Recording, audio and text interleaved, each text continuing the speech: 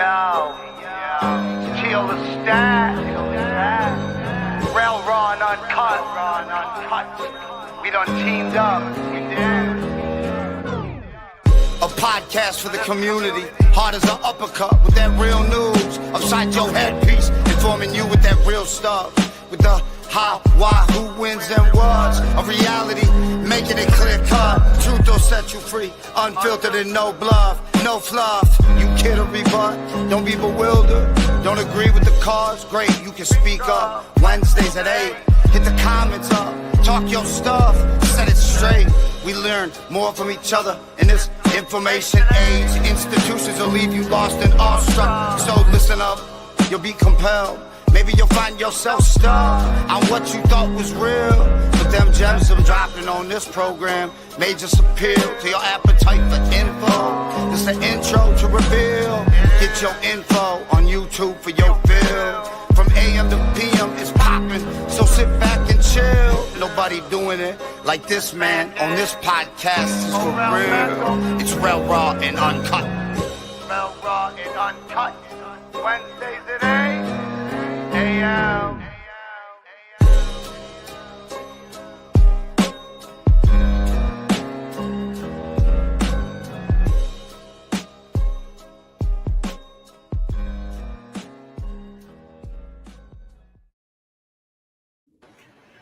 Well, welcome to another episode of the Real Raw Uncut podcast. I am your host, Rel. Make sure you follow me on YouTube. 2920 TV is the channel. Twitch is 2920 TV, and make sure you follow me on X, formerly known as Twitter, which is Mr._2920. I have a special guest today. This one's near and dear to me because not a lot of people know that I actually have a niece. So this is my niece, and this will be a real fun episode to have today. So how are you doing today? I'm doing good. How are you? I'm okay. Happy belated birthday, by the way. Although it took you like 2 weeks to text me back, but it's all right. Thanks. Thank you. I'm sorry. It's okay. So let's start. So let me ask you a question. How did it feel growing up in Nebraska? It felt like a dream, honestly, because I think when people think of Nebraska, it's like the country, all corn and fields. But that's not really what it's like, because for the first part, I lived in Bellevue, Nebraska. That's a little bit like less city type, but was like more suburban. And I lived right next to Offutt Air Force Base, so there was a lot of military kids, and I went to school with a lot of kids whose parents were in the military. And it was like a great community. And we'd always have play dates, friends over at my house. That's what I remember. And just really suburban. And I moved to Omaha for like the second part of my life. And that was like extremely city-like. Completely different kids.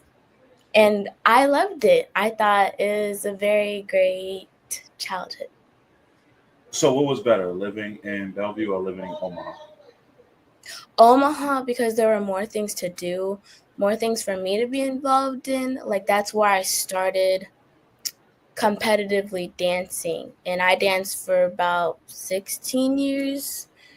And after studio dance, then that like made me go into high school on a dance team, and that led to a lot. And that was super fun. So what was that like being a dancer?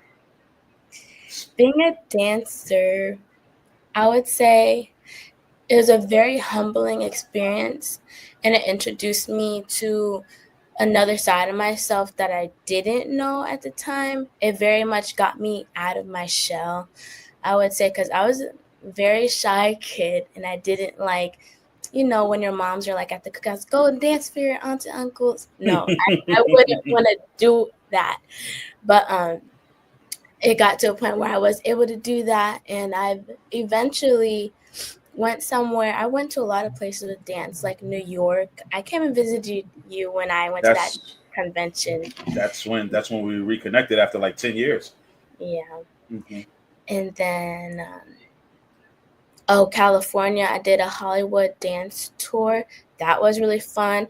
That was back when I was just like breaking out of my shell with dancing, so I wasn't the best dancer, but that whole like tour in Hollywood really broke me out of my shell, and I got so good after that summer with dance. Hmm. So let's go back to the military part because you are a military brat, so to speak. How does it feel growing up with both parents in the military? Like, what was like the, I want to say, what's the best thing about it and what's the worst thing about The best thing about it, having two military parents, was I was very protective and I never worried. Like, I don't think I was ever scared of anything because they just never instilled fear in me at all. And I just knew they always had me. In a sense, I knew I had really good and like crazy parents. Like, they're really, I don't know what their ranks were, but they're up there. The worst part, I don't think there is a worst part. They weren't really strict or anything. They just didn't play around when it came to me. Like, I needed to have good grades. I needed to be on my best behavior, and that was it. that's what every parent expects of their child, though, just to do the best that they can. Was it difficult because of the fact, like, well, because obviously we know, like, that your father was like gone for long periods of time. Like, did that really like weigh in on you? Um, I would say when my father got stationed somewhere else, I was definitely sad. Um, I didn't quite understand, but I knew he had to leave and I knew he was going to come back eventually. So it made like all the times where he visited so much more fun, and I just have really good memories of him visiting me at Christmas time, and we celebrated Christmas early before he like got stationed in Japan, and that was really cool and I appreciated that. Oh, one thing I remember that I hated was the punishments. Like, my dad with the punishments, it was crazy. I remember I lied about eating a sandwich at school, and I had purposely dropped it on the floor so I didn't have to eat it. And Thank God you're grown now, so when he sees this, he can't really punish you for that now. We're hoping. we joke about this all the time. Um, I lied to him about it, and he found out. And all night I was doing exercises. He had me running up and down the stairs, and like the dead roach poses, when you lay on your back and you have to hold your hands and feet up, and like just exercises. But I slept really good that night. I do remember. I guess that all comes with the military thing too. The bigger lesson was that you didn't have to lie. Like, Yeah. so we all know that part. But so let's circle back around to the dancing thing. What would you say is probably was the most difficult thing about dance? The most difficult thing about dance was taking criticism, because obviously you just don't start out the best dancer. And how you get better is just taking criticism. You're not going to grow as a dancer if you can't take criticism, or you take it too personally and emotionally. You just kind of have to take it and be like, okay, and work on that individually, whether it's at home or somewhere else. But that would be the hardest part. How important was it to have dance partners around you? It's very important to have like dance partners around you. I had this one friend in my studio. Well, we weren't friends at the time, but she had told me I couldn't dance. And this was the year I got my first solo. So when she said that, I was very hurt. I didn't want to do my solo anymore. But she had like solos before me, and she was really good, and I looked up to her a lot. But when she said that, I was just like, wow, I can't dance. So what did I do? Me and my mom were up in that kitchen practicing my solo super, super hard.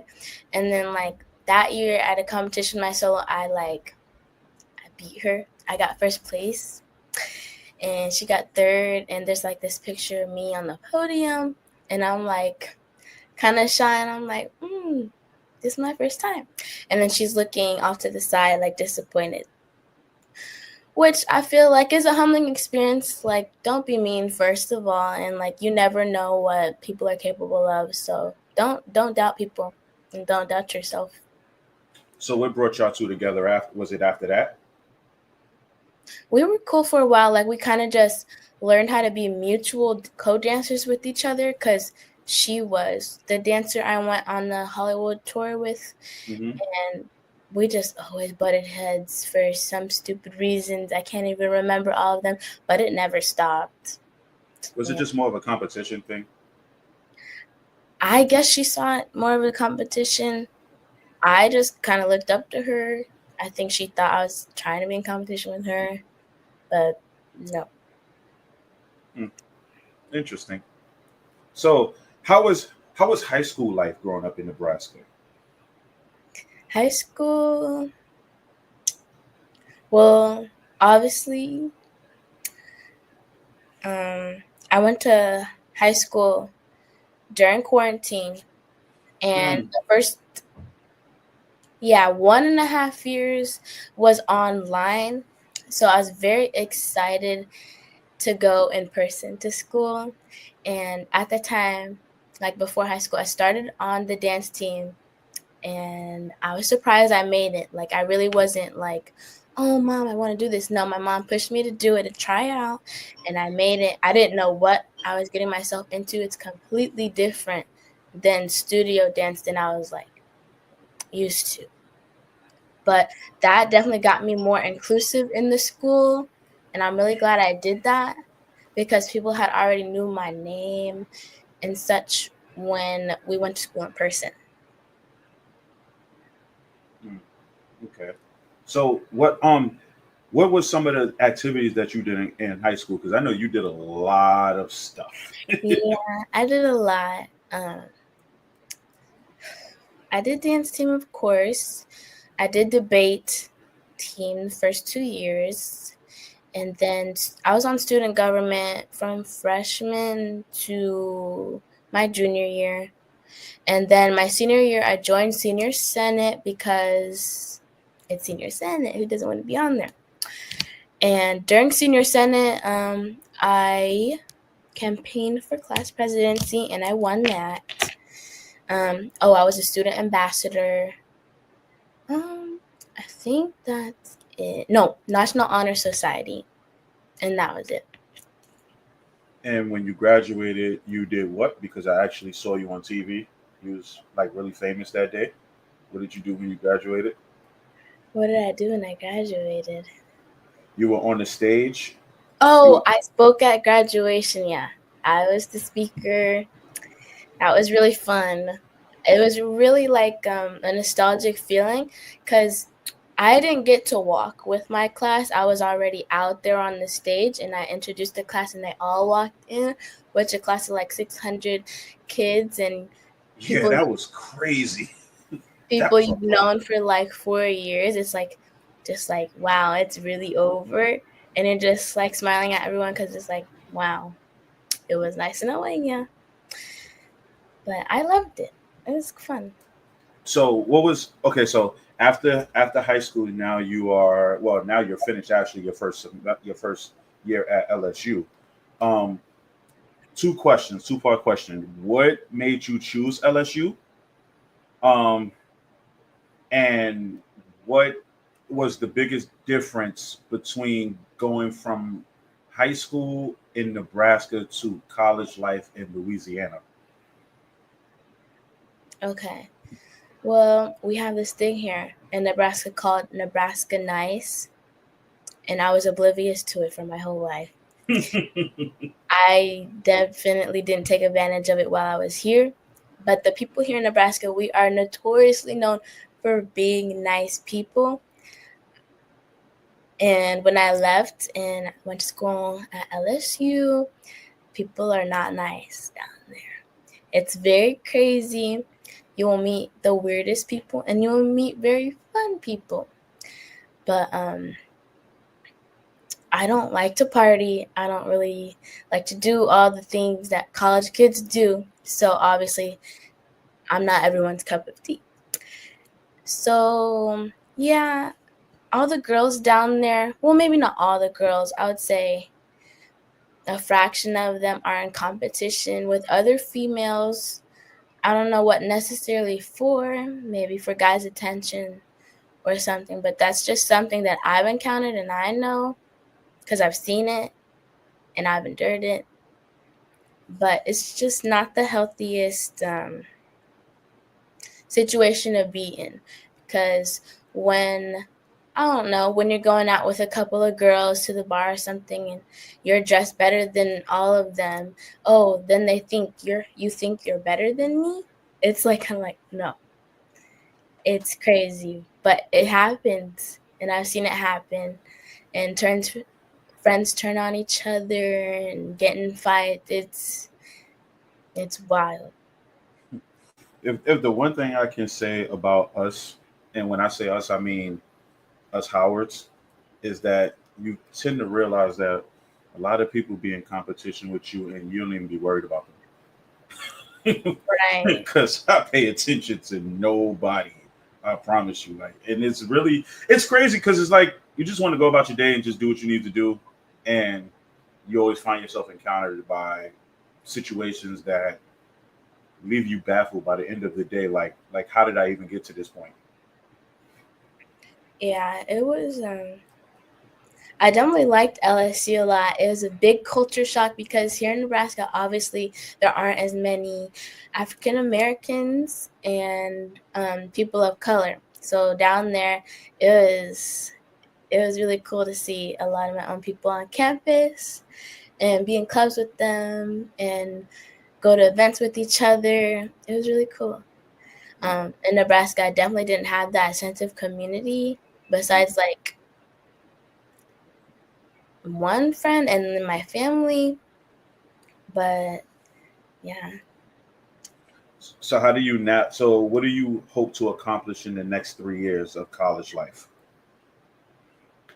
I hope to accomplish obviously my major in human resources, but also being involved in clubs that are catering to what I want to do after undergrad, which is law school. So I plan to join a few extracurriculars such as like mock trial or moot court and the LSAT collective, because the LSAT is what I have to take, the test I have to take so I can get into law school. So I'm going to be studying for that very soon, which I'm excited for. And my goal is to get on student government. I've been trying for 2 years, but I will eventually get it. I'm convinced. So, What's the process for that? well, you have to send in your application. This year, I applied for the executive branch of student government, and they accepted my application and then interview. And I did my interview, and then a week later, they had sent all of us an email saying if we got in or not, and I didn't get in, which is okay. I think it was mostly because I was a freshman going into my sophomore year, so I'll just try again next year. Maybe they'll take me. No, they'll take you. They'll take you. They'll be a fool not to. Yeah. So now that you're back home for the summer, what are you doing to keep yourself occupied during the summer while you're home? During the summer, I was determined to get an internship, start building my resume, work experience, because you need a lot of experience for your application for law school and just after undergrad in general. So I am an intern at Keep Omaha Beautiful. It's a citizen science project I'm working on. And what we're basically doing is collecting data and finding the most resourceful ways to dispose of litter around the city. And then we will gather up volunteers, go to the hot spots in the city determined by the data we collected, and we'll clean up those hot spots of litter around Omaha. and see what we can do and see if we can come up with any solutions so that won't happen again, basically. But we're only in phase 1, which is the collecting data part. How exciting is that? It's exciting. It's nice to know like I'm actually making a difference and building a healthier community, because we need cleaner cities everywhere. Yeah. And then I'm also a server at a Mexican restaurant. This is my first time serving. I used to work at Smoothie King. I definitely like being a server better than working at Smoothie King, especially because I get to walk home with cash every night. What's the most challenging thing about being a server right now? I would say knowing like your limit, like how many tables you can take at a time and still be able to provide good service, I feel is very important, because you can take as many tables as you want, like 6 tables. But if you're not building that connection, showing that you care and like providing them good service, because you're a server, you'll be left with the tiniest tip, and you don't want that. So I'd rather take like 3 tables and get big tips. Would you ever consider going back into dancing? Yes, I think about it. I think I will. Not like in the competitive mindset, but maybe just recreational, because I know there are dance groups on campus. But sometimes there's a part of me that wants to really get into the competitive side again and be like all in the training for months and then the competitions. But I also know that'd be a lot on top of school. Mm-hmm. Which they do have that help you as a student athlete. But does LSU have dance programs? You can like major and minor in dance, but I just didn't want to do that. And there's like dance clubs, but sometimes they're just hard to catch because so they'll have a Monday class or a Wednesday class, and I'll have class at that time, or I'm just really tired. How is the college atmosphere down there around the sports teams? Around the sports teams? Mm-hmm. It's crazy. My favorite sport at LSU is definitely football because of the tailgates. It's like a hype fashion show. I like to wear my dresses, and like other girls like to wear, mini skirts, crop tops, booty shorts, and like the guys will be in like jean like cut off like vests. Mm-hmm. And like shorts. It's very like creative, and I like to go to the black tailgates because they're just more fun. Like the white tailgates, it's more of like drinking, and that's just boring. But at the black tailgates, we turn up. They got all the music, the speakers, and then you have the white people that try to go over there because they know where the party's at. Mm.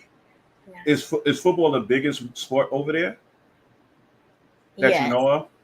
Okay. Football is the biggest sport. I mean, the ticket prices are outrageous, but the students do get a discount. I just bought mine I think at the beginning of the summer, I get like a season pass, which is like I think 8 to 7 games, and it's like $250. I mean, it's worth it because the games are really good, and like this whole stadium of Death Valley is just so loud, and the energy is just amazing.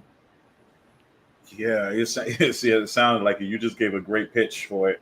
I think I need to come down there and visit you and actually see what the atmosphere is like. Oh, I do want to ask you a question because we talked about this earlier in the year. So, and we actually made a joke about it. You moved from Nebraska to get away from the snow and ended up going to LSU and it snowed. How was that situation? I think I'm just, I don't know, a magnet for snow. Maybe I'm, that X-Men storm. I don't know if I brought the snow with me, but they said it hadn't snowed in Louisiana for like 10 years or 6 years, was it? I thought they were going to get like 1 inch. I'm like, okay, maybe I'll get an inch or two. No, that was like 4 inches to 5. It was outrageous. It was so cold. They didn't even have the proper material for like safety. They didn't have salt. They had sand. I'm like, what is sand going to do? Sand is not going to melt the snow.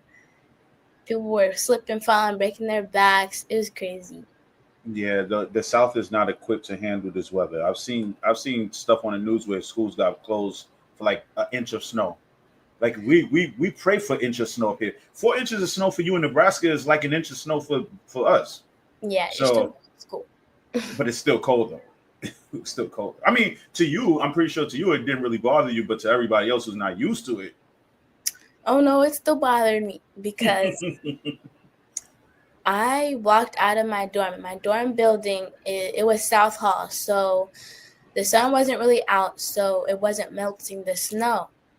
And every time I tried to walk out the building, I would just slide and fall because it was just ice. So people were walking in and out the building, and that snow, fluffy snow, turned into ice because they're just trampling it down. And yeah, I just ate the ground so many times. It was crazy.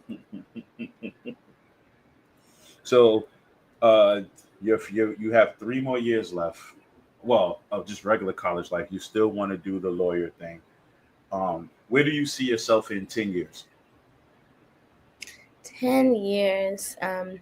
If I see myself in 10 years at a law firm, still getting acclimated to the environment, because working and being an attorney is really new, and you're not just going to pick up on it after 1 year. You're still going to have to adjust and ask a lot of questions and keep practicing, of course. But I think maybe I'll be in family law, maybe big law, but I don't really see myself doing big law quite, because I don't know. I feel like I want to practice in a more emotional part of law.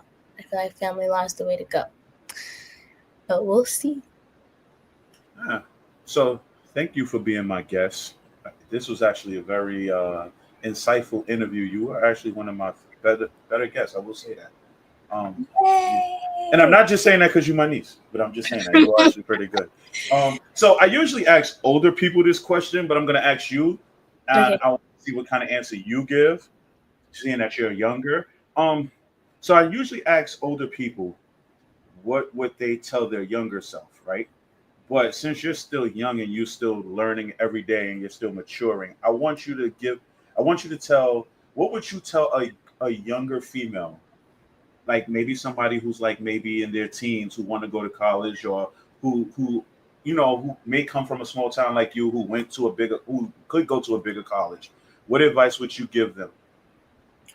Stop caring about what other people think of you, whether you're capable or not, or just anything. Because if you start caring about what other people think of you, you're going to try and make this image of yourself that's not really you. And that will just set you back, I think, is what I would tell my younger self. Thank you very much. I like that answer. Thank you very much. Thank you for being my guest. Now go to the gym and work out, because I'm going to do the same thing. I will. All right. I love you. You take it easy, and I will speak to you. Love you. Bye. Bye. It's real raw and uncut. Real raw and uncut. Wednesdays at 8 a.m.